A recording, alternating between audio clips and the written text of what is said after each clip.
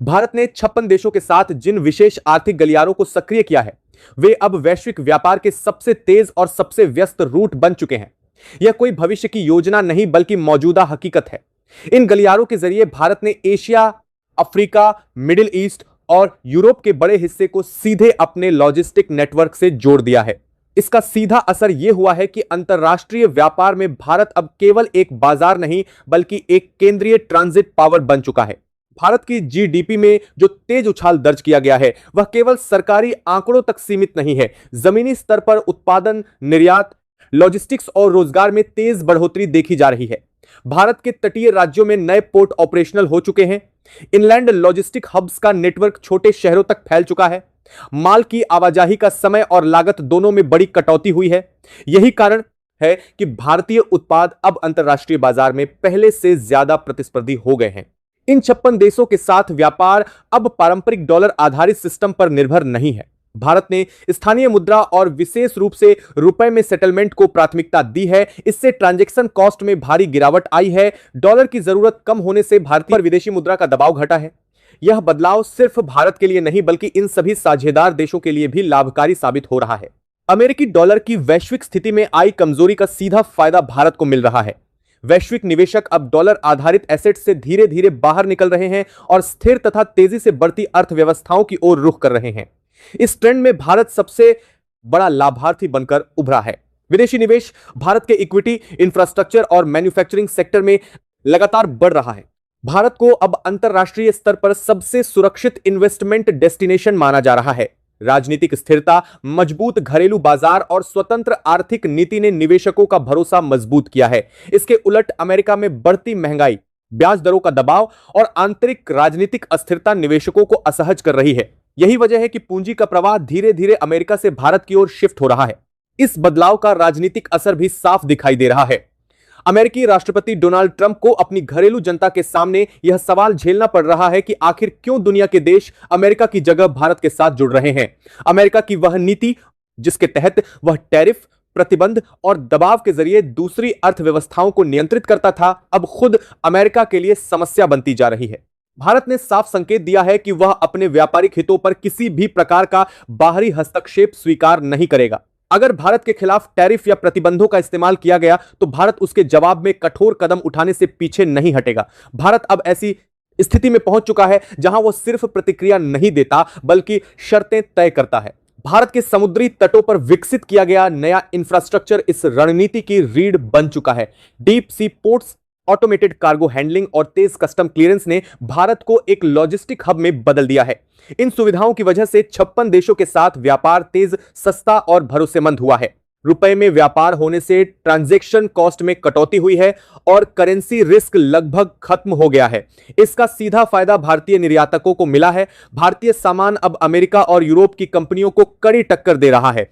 कई सेक्टरों में भारतीय निर्यातक कंपनियों ने विदेशी ब्रांड्स की बाजार हिस्सेदारी कम कर दी है। जो अमेरिकी कंपनियां कभी भारतीय बाजार पर हावी थीं, वे अब भारतीय स्टार्टअप्स के सामने टिक नहीं पा रही हैं। भारत का स्टार्टअप इकोसिस्टम अब केवल घरेलू समाधान तक सीमित नहीं है बल्कि ग्लोबल सप्लाई चेन का हिस्सा बन चुका है।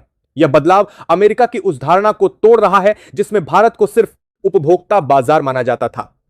अदी सालार प्रथार इस पूरे घटनाक्रम के पीछे भारत की रणनीतिक योजना साफ दिखाई देती है। भारत ने टेक्नोलॉजी और संसाधनों का इस्तेमाल इस तरह किया है कि अब उसे किसी भी विदेशी मदद पर निर्भर रहने की जरूरत नहीं है। यह आत्मनिर्भर भारत का वह मॉडल है जो अमेरिका के लिए सबसे बड़ी चिंता का कारण बन चुका है। अमेरिका से भारत लौट रही सोने की खेप को सिर्फ एक वित्तीय ट्रांजैक्शन के रूप में नहीं देखा जा रहा है। यह उस आर्थिक संतुलन के बदलने का संकेत है जिसमें भारत अब अपने संसाधनों और संपत्ति पर पूरा नियंत्रण हासिल कर रहा है। इस प्रक्रिया से भारत के विदेशी मुद्रा भंडार की संरचना मजबूत हुई है और रुपए की विश्वसनीयता बढ़ी है। भारत आज ग्लोबल साउथ का नेतृत्व कर रहा है। 56 देशों का यह समूह भारत को केवल व्यापारिक साझेदार नहीं बल्कि आर्थिक दिशा देने वाला केंद्र मान रहा है। भारत का मॉडल दबाव पर आधारित नहीं बल्कि सहयोग पर आधारित है और यही बात इसे अमेरिका की पारंपरिक नीति से अलग बनाती है।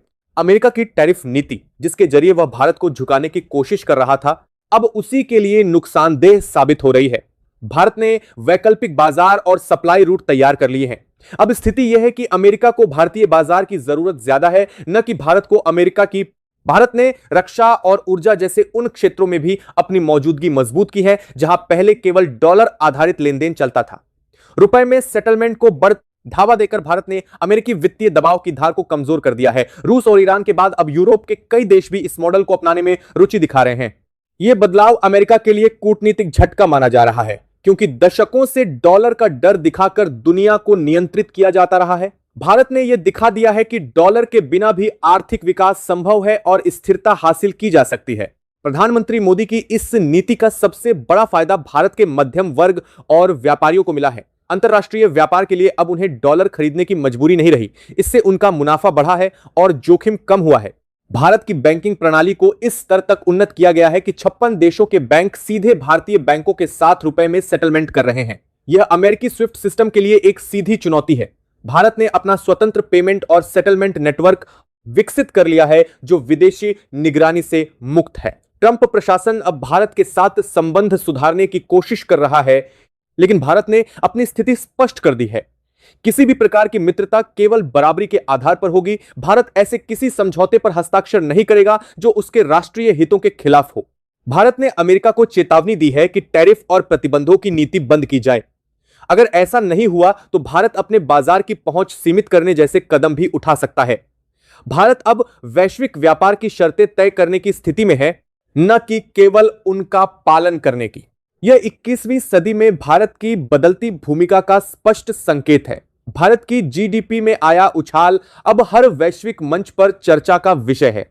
अर्थशास्त्री इसे एक केस स्टडी के रूप में देख रहे हैं कि कैसे किसी देश ने अपनी मुद्रा और बाजार को हथियार नहीं बल्कि ताकत बनाया। और अब अगर आप इस पूरे घटनाक्रम को सही मायने में समझना चाहते हैं तो वीडियो को लाइक कीजिए, इसे शेयर कीजिए, और अगर आपने अभी तक चैनल को सब्सक्राइब नहीं किया है तो तुरंत सब्सक्राइब कर लीजिए। कमेंट बॉक्स में जरूर बताइए कि आप देश के किस कोने से यह वीडियो देख रहे हैं, और अगर आप भारत की इस आर्थिक ताकत और आत्मनिर्भर नीति के साथ खड़े हैं तो कम से कम एक जय हिंद जरूर लिखिए। भारत ने जिस आर्थिक मॉडल को जमीन पर उतारा है उसका असर अब केवल एशिया या ग्लोबल साउथ तक सीमित नहीं रहा। यूरोप, अफ्रीका और लैटिन अमेरिका के बाजारों में भी भारत की मौजूदगी तेजी से बढ़ी है। 56 देशों के साथ जुड़े विशेष आर्थिक गलियारों ने सप्लाई चेन को अमेरिका केंद्रित ढांचे से बाहर निकाल दिया है। यह बदलाव इसीलिए अहम है क्योंकि दशकों से वैश्विक व्यापार कुछ चुनिंदा वित्तीय और लॉजिस्टिक रास्तों पर निर्भर था, जिन पर सीधा नियंत्रण अमेरिका और उसके सहयोगियों का था। इन गलियारों के सक्रिय होते ही माल की आवाजाही के रूट बदल गए हैं। कई ऐसे देश जो पहले अमेरिकी या यूरोपीय पोर्ट्स के जरिए व्यापार करने को मजबूर थे, अब सीधे भारतीय पोर्ट से जुड़ चुके हैं। इससे न केवल समय की बचत हुई है बल्कि लागत में भी बड़ी कमी आई है। भारत ने इस पूरे नेटवर्क को इस तरह डिजाइन किया है कि व्यापारिक गतिविधियां किसी एक देश या एक मुद्रा पर निर्भर न रहें। भारत की इस रणनीति का सबसे बड़ा असर ऊर्जा और कच्चे माल के व्यापार में दिखाई दे रहा है। तेल, गैस, कोयला, खनिज और कृषि उत्पादों का लेनदेन अब धीरे धीरे डॉलर से बाहर निकल रहा है। भारत ने अपने साझेदार देशों के साथ स्थानीय मुद्रा और रुपए में भुगतान की व्यवस्था को प्राथमिकता दी है। इससे अमेरिकी वित्तीय सिस्टम की पकड़ कमजोर हुई है। अमेरिका की पारंपरिक नीति यह रही है कि वह डॉलर और टैरिफ के जरिए वैश्विक व्यापार को नियंत्रित करे, लेकिन भारत ने इस दबाव को स्वीकार करने के बजाय वैकल्पिक व्यवस्था खड़ी कर दी। यही कारण है कि अमेरिकी प्रतिबंधों और टैरिफ की धार अब पहले जैसी प्रभावी नहीं रही। भारत पर दबाव बनाने की हर कोशिश का जवाब भारत ने बाजार विस्तार और साझेदारी बढ़ाकर दिया है। भारत की बैंकिंग और फाइनेंशियल इंफ्रास्ट्रक्चर इस बदलाव की रीढ़ बन चुका है। भारतीय बैंकों को अंतरराष्ट्रीय सेटलमेंट के लिए सक्षम बनाया गया है। Real time payment, digital settlement और करेंसी स्वैप जैसे मैकेनिज्म के जरिए भारत ने यह दिखा दिया है कि वैश्विक व्यापार के लिए स्विफ्ट ही एकमात्र विकल्प नहीं है। 56 देशों के बैंकों का सीधे भारतीय बैंकों से जुड़ना केवल तकनीकी कदम नहीं है, यह उस वित्तीय नियंत्रण से बाहर निकलने की प्रक्रिया है जो अमेरिका ने वर्षों से कायम कर रखा था। यह नेटवर्क अमेरिकी निगरानी और प्रतिबंधों से काफी हद तक मुक्त है, और यही बात वॉशिंगटन की चिंता बढ़ा रही है। भारत की इस आर्थिक आक्रामकता का असर रक्षा सौदों पर भी साफ दिखाई दे रहा है। पहले जहां बड़े रक्षा समझौते केवल डॉलर में होते थे, अब भारत ने स्थानीय मुद्रा में भुगतान के विकल्प खोल दिए हैं। इससे कई देशों के लिए भारत के साथ रक्षा सहयोग आसान और सस्ता हो गया है। अमेरिका की रक्षा कंपनियों को अब सीधे प्रतिस्पर्धा का सामना करना पड़ रहा है। ऊर्जा क्षेत्र में भारत की रिन्यूएबल नीति ने एक और मोर्चा खोल दिया है। भारत ने सोलर विंड और ग्रीन हाइड्रोजन जैसे क्षेत्रों में तकनीक साझा करने का मॉडल अपनाया है। यह मॉडल पेट्रो डॉलर आधारित व्यवस्था के लिए सीधी चुनौती बन चुका है। अब ऊर्जा केवल तेल और डॉलर का खेल नहीं रह गई है। भारत का यह मॉडल दबाव या धमकी पर आधारित नहीं है। भारत किसी देश को यह नहीं कहता कि डॉलर छोड़ो वरना नुकसान होगा। भारत विकल्प देता है। यही कारण है कि 56 देशों का यह समूह लगातार विस्तार कर रहा है। कई ऐसे देश जो पहले अमेरिका के करीबी माने जाते थे, अब भारत के साथ नई आर्थिक व्यवस्था पर काम कर रहे हैं। अमेरिका के लिए सबसे बड़ा झटका यह है कि भारत ने अपने विशाल घरेलू बाजार को हथियार की तरह इस्तेमाल नहीं किया, बल्कि उसे आकर्षण का केंद्र बनाया।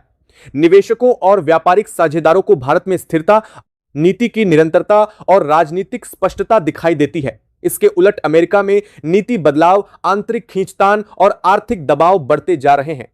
भारत के स्टार्टअप और मैन्युफैक्चरिंग सेक्टर को इस बदलाव का सीधा फायदा मिला है। भारत अब केवल कच्चा माल या सस्ती श्रम शक्ति देने वाला देश नहीं रहा, वह वैल्यू एडेड प्रोडक्ट्स और टेक्नोलॉजी आधारित समाधान देने वाला देश बन चुका है। इससे अमेरिका और यूरोप की कई कंपनियों की बाजार हिस्सेदारी प्रभावित हुई है। डॉलर की वैश्विक पकड़ ढीली पड़ने के साथ ही निवेशकों का व्यवहार बदल रहा है। बड़ी निवेश संस्थाएं अब अपने पोर्टफोलियो को विविध बना रही हैं। भारत को इसमें सुरक्षित और दीर्घकालिक विकल्प के रूप में देखा जा रहा है। यह बदलाव अचानक नहीं हुआ है, बल्कि वर्षों की तैयारी और नीति निर्माण का परिणाम है। अमेरिका के भीतर भी इस बदलाव पर चर्चा तेज हो गई है। वहां के उद्योग समूह सवाल उठा रहे हैं कि क्यों अमेरिका अपने सबसे तेजी से बढ़ते बाजार में पकड़ खो रहा है। ट्रंप प्रशासन पर दबाव बढ़ रहा है कि वह टैरिफ और प्रतिबंधों की नीति पर दोबारा विचार करे। भारत ने इस पूरे घटनाक्रम में संयम और स्पष्टता दोनों बनाए रखी है। भारत ने किसी भी मंच पर खुले तौर पर टकराव की भाषा नहीं अपनाई, लेकिन जमीन पर उठाए गए कदमों ने यह साफ कर दिया है कि भारत अब किसी भी प्रकार की आर्थिक दादागिरी स्वीकार करने को तैयार नहीं है। सोने की खेप का भारत लौटना इस रणनीति का एक और अहम संकेत है। यह केवल भंडार बढ़ाने का मामला नहीं है, यह संकेत है कि भारत अपनी संपत्ति और मुद्रा भंडार की संरचना को फिर से संतुलित कर रहा है। इससे रुपए की स्थिरता और भरोसे में इजाफा हुआ है। भारत का विदेशी मुद्रा भंडार अब केवल डॉलर पर निर्भर नहीं है। सोना, अन्य मुद्राएं और दीर्घकालिक एसेट्स इसमें अहम भूमिका निभा रहे हैं। यह विविधीकरण भारत को वैश्विक झटकों से बचाने में मदद कर रहा है। ग्लोबल साउथ के देशों के लिए भारत का मॉडल इसलिए आकर्षक है क्योंकि इसमें शर्तें नहीं बल्कि साझेदारी है। भारत किसी देश की नीतियों में दखल नहीं देता। यही कारण है कि यह समूह केवल आर्थिक नहीं बल्कि राजनीतिक स्तर पर भी एकजुट होता जा रहा है। अमेरिका की टैरिफ नीति अब उल्टा असर दिखा रही है। कई अमेरिकी कंपनियां भारत में उत्पादन और निवेश को लेकर अनिश्चितता महसूस कर रही हैं। इसके मुकाबले एशियाई और यूरोपीय कंपनियां भारत में अपने ऑपरेशन बढ़ा रही हैं। अमेरिका की टैरिफ नीति अब उल्टा असर दिखा रही है। अमेरिका की टैरिफ नीति अब उल्टा असर दिखा रही है। अमेरिका की टैरिफ नीति अब उल्टा असर दिखा रही है। नरेंद्र मेन आराधारा साल में और अलाब भारत ने साफ कर दिया है कि वह अपने राष्ट्रीय हितों के साथ कोई समझौता नहीं करेगा। व्यापारिक रिश्ते बराबरी के स्तर पर होंगे। किसी भी प्रकार का दबाव या धमकी भारत की नीति का हिस्सा नहीं है और न ही वह इसे स्वीकार करेगा। 2026 के आगे बढ़ने के साथ भारत की यह रणनीति और स्पष्ट होती जा रही है। वैश्विक मंचों पर भारत की भूमिका अब केवल भागीदार की नहीं बल्कि दिशा तय करने वाले देश की बनती जा रही है। यह बदलाव किसी एक फैसले या एक समझौते का नतीजा नहीं है। यह वर्षों की आर्थिक तैयारी, इंफ्रास्ट्रक्चर निवेश और कूटनीतिक संतुलन का परिणाम है। अमेरिका इस बदलाव को रोकने की स्थिति में नहीं दिख रहा क्योंकि यह किसी एक देश के खिलाफ नहीं बल्कि पूरी व्यवस्था के खिलाफ हो रहा परिवर्तन है। भारत ने यह साफ कर दिया है कि वह वैश्विक व्यापार में नियमों का पालन करने के साथ साथ उन्हें गढ़ने की क्षमता भी रखता है। यह वही बिंदु है जहां भारत अब प्रतिक्रिया देने वाला नहीं बल्कि पहल करने वाला देश बन चुका है। भारत की इस पूरी रणनीति का तीसरा और सबसे निर्णायक असर वैश्विक शक्ति संतुलन पर दिखाई देने लगा है। अब यह केवल व्यापार या मुद्रा का मामला नहीं रह गया है। यह उस व्यवस्था की बात है जिसमें दशकों तक अमेरिका ने आर्थिक ताकत को राजनीतिक दबाव में बदला। भारत ने इसी बिंदु पर सबसे बड़ा हस्तक्षेप किया है। उसने किसी देश को चुनौती देने का ऐलान नहीं किया, लेकिन उन औजारों को कमजोर कर दिया जिनसे चुनौती दी जाती थी। डॉलर आधारित सिस्टम की सबसे बड़ी ताकत उसका डर था। यह संदेश कि अगर किसी देश ने डॉलर सिस्टम से बाहर निकलने की कोशिश की तो उसे प्रतिबंध, आर्थिक संकट और अलगाव का सामना करना पड़ेगा। भारत ने इस डर को सीधे शब्दों में चुनौती नहीं दी। 2023 अलगाव का सामना करना पड़ेगा और बल्कि विकल्प खड़ा करके उसे अप्रासंगिक बना दिया। जैसे ही 56 देशों के साथ वैकल्पिक व्यापार और सेटलमेंट नेटवर्क सक्रिय हुआ, वैसे ही डॉलर का दबाव अपने आप कम होने लगा। भारत ने यह साबित किया कि अगर सप्लाई चेन, लॉजिस्टिक्स और भुगतान प्रणाली मजबूत हो तो किसी एक मुद्रा पर निर्भर रहना मजबूरी नहीं होती। यही वजह है कि कई देश जो पहले खुले तौर पर डॉलर सिस्टम से बाहर आने की हिम्मत नहीं कर पा रहे थे, अब चुपचाप भारत के मॉडल को अपनाने लगे हैं। यह बदलाव धीमा है लेकिन लगातार है, और यही बात अमेरिका के लिए सबसे ज्यादा चिंता का कारण बन रही है। अमेरिका की सबसे बड़ी कमजोरी यह रही है कि उसने अपनी आर्थिक शक्ति को हथियार की तरह इस्तेमाल किया। भारत ने इसके उलट आर्थिक शक्ति को भरोसे में बदला। भारत किसी देश को यह नहीं कहता कि मेरे साथ आओ नहीं तो नुकसान होगा। भारत यह कहता है कि अगर साथ आओगे तो फायदा होगा। यही फर्क दोनों मॉडलों को अलग करता है। भारत की कूटनीति का असर अब अंतरराष्ट्रीय मंचों पर भी दिखने लगा है। जहां पहले वैश्विक आर्थिक फैसले कुछ चुनिंदा देशों के इर्द गिर्द घूमते थे, अब वहां भारत की भूमिका निर्णायक होती जा रही है। कई मंचों पर भारत की सहमति के बिना किसी बड़े आर्थिक ढांचे पर बात आगे नहीं बढ़ पा रही है। यह स्थिति अमेरिका के लिए नई और असहज है। अमेरिका के भीतर इस बदलाव को लेकर बहस तेज हो गई है। वहां के नीति निर्माता मानने लगे हैं कि भारत को दबाव में रखने की पुरानी रणनीति काम नहीं कर रही। टैरिफ बढ़ाने से भारत झुका नहीं, प्रतिबंधों की धमकी से भारत पीछे नहीं हटा। उल्टे भारत ने नए बाजार और नए साझेदार खोज लिए। भारत ने अपने बाजार को इतना बड़ा और आकर्षक बना दिया है कि उसे नजरअंदाज करना अब किसी भी वैश्विक कंपनी के लिए संभव नहीं रहा। यही वजह है कि अमेरिका की कई बड़ी कंपनियां सरकार से सवाल कर रही हैं कि आखिर भारत के साथ टकराव की कीमत उन्हें क्यों चुकानी पड़ रही है। भारत की तकनीकी क्षमता इस पूरे परिवर्तन की रीढ़ बन चुकी है। Digital banking, real time settlement, data आधारित ट्रेड मैनेजमेंट और ऑटोमेटेड लॉजिस्टिक्स ने भारत को उन देशों की कतार में खड़ा कर दिया है जो वैश्विक व्यापार की गति तय करते हैं। यह केवल सॉफ्टवेयर या एप्स की बात नहीं है, यह सिस्टम कंट्रोल की बात है। यूपीआई और डिजिटल भुगतान मॉडल का अंतरराष्ट्रीय स्तर पर विस्तार इस दिशा में बड़ा संकेत है। जब लेन देन तेज, सस्ता और सुरक्षित होता है तो मुद्रा का दबाव अपने आप कम हो जाता है। कई देशों ने महसूस किया है कि डॉलर के जरिए भुगतान न केवल महंगा है बल्कि राजनीतिक जोखिम से भी जुड़ा हुआ है। भारत का मॉडल इन दोनों समस्याओं का समाधान पेश करता है। भारत ने यह भी साफ कर दिया है कि वह किसी देश की संप्रभुता से समझौता नहीं करता। यही कारण है कि जिन देशों ने पहले अमेरिका के साथ काम करते हुए राजनीतिक दबाव महसूस किया था, वे भारत के साथ ज्यादा साथ हज महसूस कर रहे हैं। यह भरोसा धीरे धीरे एक मजबूत गठबंधन में बदल रहा है। ऊर्जा क्षेत्र में भारत की रणनीति ने अमेरिका की एक और कमजोरी उजागर कर दी है। पेट्रो डॉलर सिस्टम लंबे समय तक अमेरिकी प्रभाव का आधार रहा। भारत ने रिन्यूएबल एनर्जी, टेक्नोलॉजी ट्रांसफर और स्थानीय उत्पादन के जरिए इस आधार को चुनौती दी है।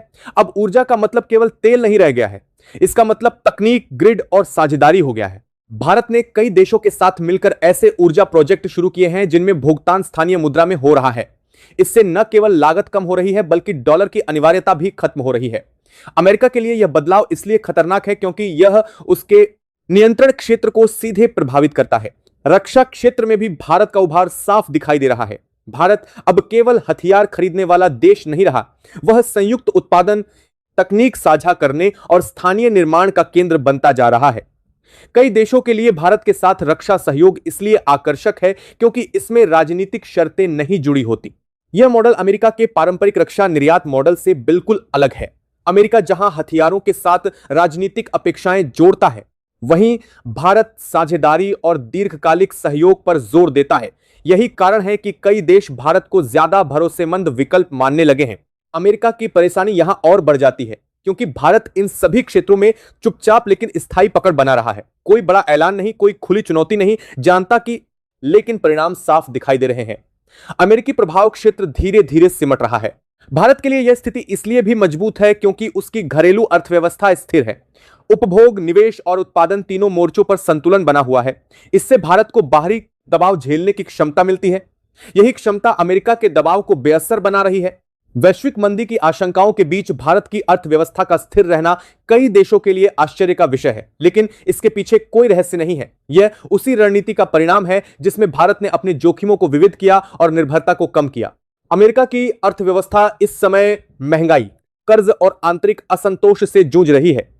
ऐसे में उसके लिए किसी दूसरे देश पर आर्थिक दबाव बनाना और भी मुश्किल हो गया है। भारत इस स्थिति को भली भांति समझता है और इसी कारण वह जल्दबाजी में कोई कदम नहीं उठा रहा। भारत का संदेश साफ है, वह टकराव नहीं चाहता लेकिन दबाव भी स्वीकार नहीं करेगा। यह संतुलन ही उसकी सबसे बड़ी ताकत बन चुका है। दुनिया के कई देश इस मॉडल को ध्यान से देख रहे हैं क्योंकि वे भी इसी संतुलन की तलाश में हैं। सोने के भंडार में हो रहा इजाफा इस पूरी रणनीति का एक और महत्वपूर्ण हिस्सा है। यह केवल संपत्ति बढ़ाने का मामला नहीं है, यह उस भरोसे का संकेत है जो भारत अपनी मुद्रा और अर्थव्यवस्था को लेकर बना रहा है। इससे अंतरराष्ट्रीय स्तर पर रुपए की स्थिति मजबूत हो रही है। कई देश अब अपने विदेशी मुद्रा भंडार में रुपए को शामिल करने पर गंभीरता से विचार कर रहे हैं। यह बदलाव धीरे धीरे हो रहा है, लेकिन इसके निहितार्थ बहुत बड़े हैं। इसका मतलब यह है कि भारत की मुद्रा को अब केवल राष्ट्रीय नहीं बल्कि अंतरराष्ट्रीय संदर्भ में देखा जा रहा है। अमेरिका के लिए यह स्थिति इसलिए कठिन है क्योंकि मुद्रा का प्रभाव केवल आर्थिक नहीं बल्कि राजनीतिक भी होता है। जैसे जैसे डॉलर का एकाधिकार कमजोर होगा, वैसे वैसे अमेरिका की वैश्विक दबाव बनाने की क्षमता भी घटेगी। भारत इस बदलाव का केंद्र बनता जा रहा है। भारत ने इस पूरे दौर में एक बात स्पष्ट कर दी है, वह किसी भी व्यवस्था का तोड़ने नहीं बल्कि बेहतर व्यवस्था बनाने की बात करता है। यही कारण है कि उसके खिलाफ खुला मोर्चा बनाना किसी भी देश के लिए आसान नहीं है। भारत की लॉजिस्टिक क्षमता इस बदलाव का एक अहम आधार बन चुकी है।